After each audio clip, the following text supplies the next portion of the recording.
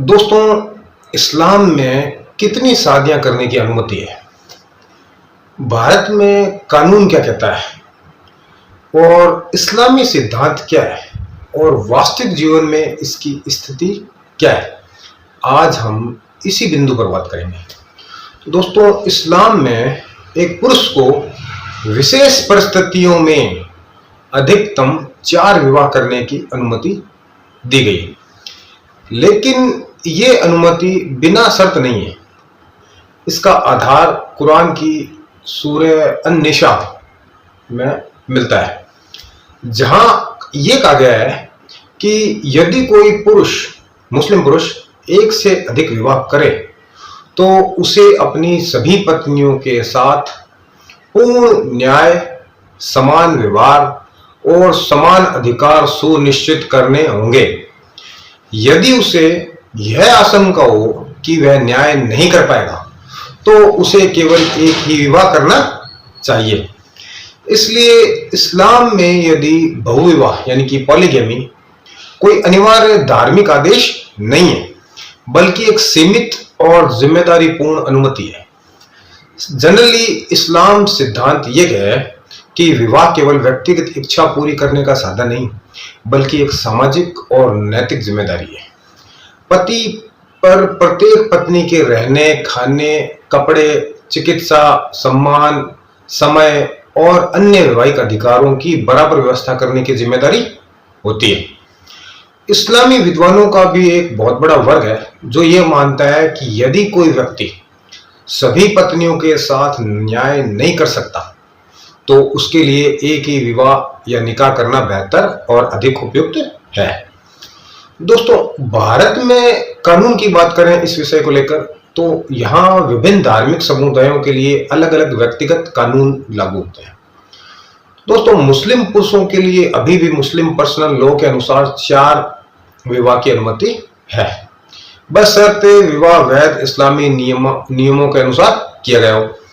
दूसरी ओर हिंदू, सिख, जैन, बौद्ध समुदाय हैं, उन पर हिंदू मैरिज एक्ट 1955 के अनुसार एक पति या पत्नी के जीवित रहते दूसरा विवाह करना अपराध माना जाता है। इसी प्रकार ईसाई और पारसी समुदायों में भी सामान्यतः एक समय में एक ही वैध विवाह की अनुमति है। अब यदि कोई हिंदू व्यक्ति पहली पत्नी के रहते दूसरी शादी कर लेता है तो उसके विरुद्ध द्विविवाह यानी कि बिगमी का मामला चल सकता है। लेकिन मुस्लिम पुरुष के मामले में वर्तमान भारतीय कानून के अंतर्गत 4 विवाह की अनुमति है। हालांकि समय समय पर समान नागरिक संहिता यानी कि जो यूनिफॉर्म सिविल कोड है को लेकर बहस होती रहती है और इस विषय पर अलग अलग मत मौजूद है। लेकिन फिलहाल भारत के अधिकांश हिस्सों में मुस्लिम पुरुषों के लिए यह कानूनी स्थिति लागू है। दोस्तों, अब यदि सामान्य इस्लामी सिद्धांतों को अपन सरल भाषा में समझें तो यह जानना आवश्यक है कि इस्लाम ने बहुविवाह को प्रोत्साहित करने के बजाय उसे नियंत्रित किया है। इस्लाम के आने से पहले अरब समाज में विवाहों की संख्या पर कोई स्पष्ट सीमा नहीं थी। इस्लाम ने पहली बार संख्या को 4 तक सीमित किया और साथ ही न्याय की कठोर शर्त जोड़ दी। इतिहास में युद्धों, विधवाओं की सुरक्षा, अनाथ बच्चों की देखभाल और सामाजिक संरक्षण जैसी परिस्थितियों को बहुविवाह की अनुमति के पीछे का एक कारण माना गया है। माना क्या गया है, यही कारण था। अर्थात इस्लामी दृष्टिकोण में बहुविवाह का उद्देश्य केवल व्यक्तिगत इच्छा नहीं बल्कि कुछ सामाजिक जरूरतों की पूर्ति भी माना गया।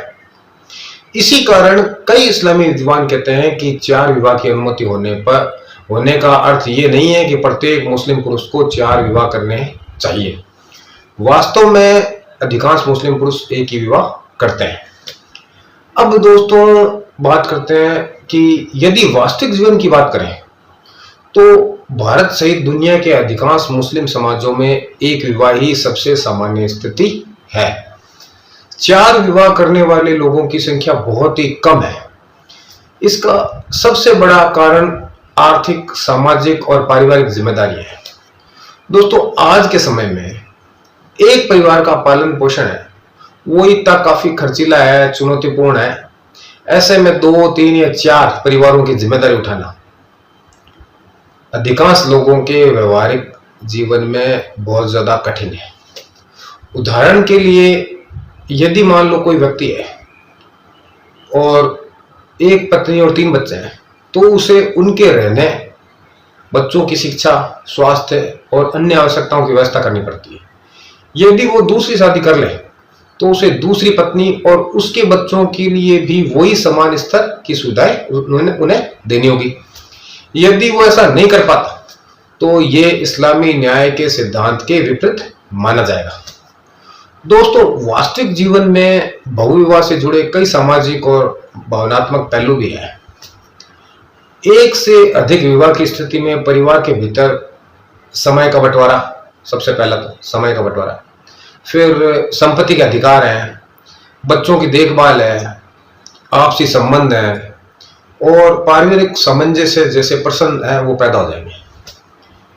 और इसलिए केवल कानूनी या धार्मिक अनुमति होना पर्याप्त नहीं है, बल्कि व्यवहारिक क्षमता और न्यायपूर्ण आचरण भी आवश्यक है। दोस्तों, कई मुस्लिम देशों ने भी बहुविवाह पर विभिन्न प्रकार की प्रशासनिक या न्यायिक शर्तें लगा रखी है। कुछ देशों में दूसरी शादी के लिए अदालत की अनुमति या पहली पत्नी को सूचना देना आवश्यक होता है। हालांकि ऐसा मैंने सुना है, मुझे पूरी इसकी जानकारी नहीं है कि ऐसा है क्या। और विभिन्न देशों के कानून इस मामले में अलग अलग हैं, ये भी सुना है मैंने। भारत में भी यदि कोई मुस्लिम पुरुष एक से अधिक विवाह करता है तो उसे यह समझना चाहिए कि प्रत्येक पत्नी और उसके बच्चों के कानूनी और फाइनेंशियल जो राइट है वो सुरक्षित रखने होंगे। और उत्तराधिकार, भरण पोषण, संपत्ति के अधिकार और बच्चों की जिम्मेदारी जैसे विषय बाद में और भी महत्वपूर्ण हो सकते हैं। इसलिए केवल धार्मिक अनुमति के आधार पर निर्णय लेने के बजाय व्यक्ति को अपनी आर्थिक स्थिति, पारिवारिक परिस्थितियों और सामाजिक प्रभाव और न्याय करने की वास्तविक क्षमता का गंभीरता से मूल्यांकन करना चाहिए। हालांकि धार्मिक अनुमति के पीछे का जो मेन इंटेंशन है वो उसे समझ ले तो कोई दूसरा या तीसरा या चौथा विवाह करेगा ही नहीं। और सारांश के रूप में अगर मैं कहूं तो इस्लाम में एक पुरुष को अधिकतम 4 विवाह करने की अनुमति है, लेकिन ये अनुमति न्याय और समानता की कठोर शर्तों के साथ जुड़ी हुई है। दोस्तों, भारत में वर्तमान कानून के अनुसार मुस्लिम पुरुष है जो वो उसे बहुविवाह की अनुमति है। बहुविवाह मतलब 4 विवाह, जबकि अधिकांश अन्य धार्मिक समुदायों में एक समय में केवल एक ही वैध विवाह की अनुमति है।